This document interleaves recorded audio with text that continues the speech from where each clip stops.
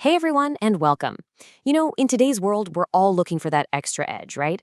So today, we're going to tackle something that's on pretty much everyone's mind. How do we unlock our brain's full potential? We're going to walk through a really powerful framework for boosting your brain power, starting with what smart even is, all the way to daily habits that make a huge difference. So let's just get right to it. The big question: how can you actually get smarter? I know it sounds like this huge, impossible mountain to climb, but what if I told you the answer is way simpler and a lot more in your control than you probably think? All right, so where do we even begin?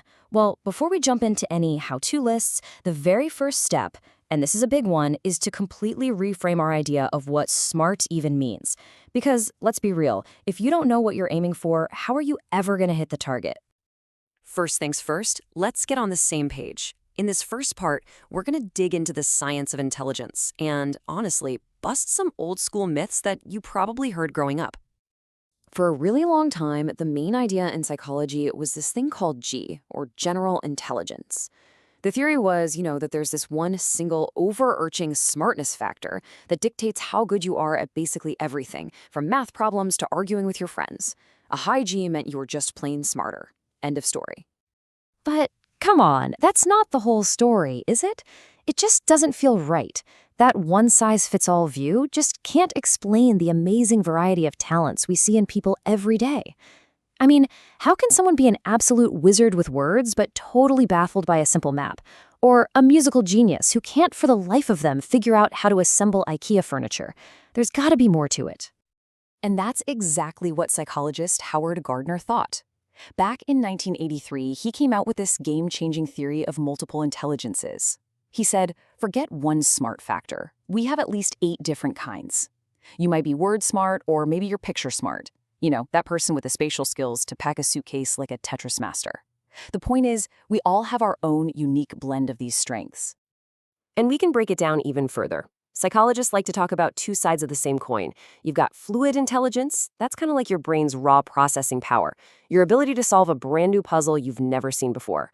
Then you have crystallized intelligence. That's your brain's hard drive, all the facts, skills, and knowledge you've stored up over the years. A really sharp mind, it needs both. And here's the absolute kicker. As neuropsychologist John DeLuca points out, a standard IQ test doesn't measure things like your personality, your creativity, or just good old-fashioned common sense.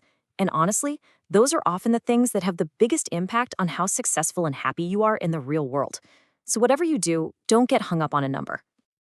So, if being smart isn't some fixed number you're stuck with, what can we actually do about it? Well, that brings us right to our next section: how to actively train your brain to win. Think of these as workouts you can do every single day to make yourself sharper. Think of this as your daily gym routine, but for your mind. First up, read. And not just for the info, it's been shown to boost your focus, memory, and your ability to see things from new perspectives. Second, play some brain games. One study showed that people who regularly did puzzles like Sudoku had brain function equivalent to someone 10 years younger. And third, actively challenge your memory.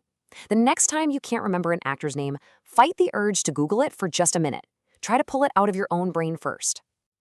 And that last point is so important. Experts like Dr. Gary Small put it really simply. Your memory is a muscle. If you use techniques to train it, it's going to get stronger. If you don't, it's going to fade. It really is a classic case of use it or lose it. Okay, so mental workouts, absolutely key. But you can't just lock yourself in a room doing crosswords all day.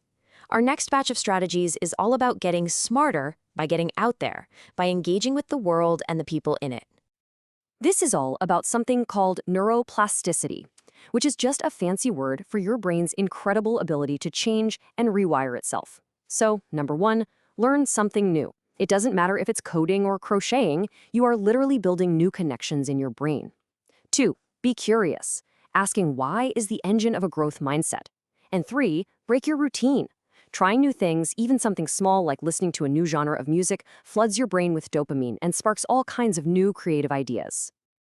Now, here's a really cool kind of backward strategy. One of the best ways to truly learn something isn't just to study it for yourself, but to prepare to teach it to someone else. It's a real thing called the prodigy effect. Just knowing you'll have to explain a topic forces your brain to organize the information in a clearer, more logical way. It's an amazing hack. And please don't underestimate the power of just connecting with people. Your brain absolutely loves new perspectives and collaborative challenges. So go talk to new people. Grab some friends and try an escape room. It's a workout for your problem solving and teamwork skills. Or hey, learn a musical instrument. It's been shown to do wonders for your working memory. You're not just having fun, you're literally building a better brain. All right, this brings us to our final section. And honestly, this might be the most important one of all. You can do all the other stuff, but if you don't have this foundation in place, you're building on shaky ground. We're talking about the core habits that nurture both your mind and your body. The simplest way to put it is this: it is all connected. The stuff that's good for your heart is also fantastic for your brain. You just can't separate your physical health from your mental sharpness. They are two sides of the very same coin. And it all boils down to these three pillars of brain health. Number one, move your body. Regular exercise gets more blood flowing to your brain, which is huge for attention and decision-making. 2, eat brain foods. Things rich in omega-3s and antioxidants, think fish, walnuts, blueberries, are the literal building blocks for a better functioning brain. And 3, quiet your mind. Even just a few minutes of meditation a day can lower stress, boost focus, and directly support your brain's memory systems. So, after all of this, the big takeaway is that SMART isn't just one thing. It's this incredible collection of different abilities, and you have all of them. So the only real question left is, which one are you going to nurture first? It's your call. Thanks so much for joining me today.